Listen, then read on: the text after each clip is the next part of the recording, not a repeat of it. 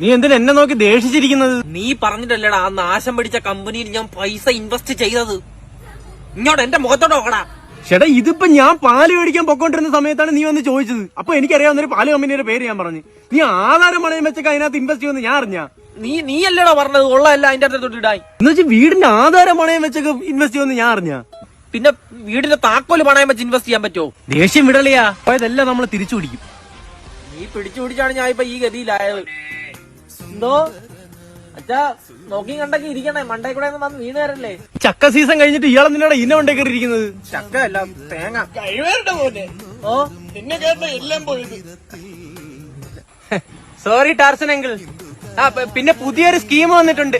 എങ്കിൽ നിന്റെ തന്തയെ പിടിച്ചിരുന്ന. ഓ, നിന്നെ പോലെ തന്നെ നിന്റെ അച്ഛനും കലിപ്പനാണല്ലേ. അതങ്ങനെയാണല്ലേ. ലൈക്ക് സൺ ലൈക്ക് ഫാദർ നീ കേട്ടിട്ടില്ലേ? അതൊക്കെ വിടറേ, പുതിയൊരു പരിപാടി വന്നിട്ടുണ്ട്. പക്ഷെ എന്തോ തേങ്ങ എടുത്തിട്ട് ഞാൻ നിനക്ക് ഇൻവെസ്റ്റ് ചെയ്യും. അങ്ങനെ നീ നിന്റെ അകത്ത് രണ്ടൊന്നും പുളിഞ്ചിക്കടപ്പുണ്ട്. പുളിഞ്ചിക്കെങ്കിലും നിന്നെ എവിടെ കിടന്നോട്ടറ. അത് അച്ഛന് ജ്യൂസ് അടിക്കാൻ വേണം.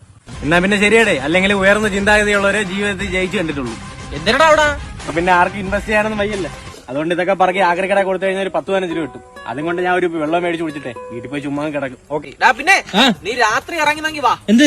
ഞാനും അച്ഛനും കൂടെ രാത്രി വേട്ടയ്ക്ക് പോകും. അപ്പം വരുന്നെങ്കി വാ. എനിക്ക് പോടാ അവിടുന്ന്.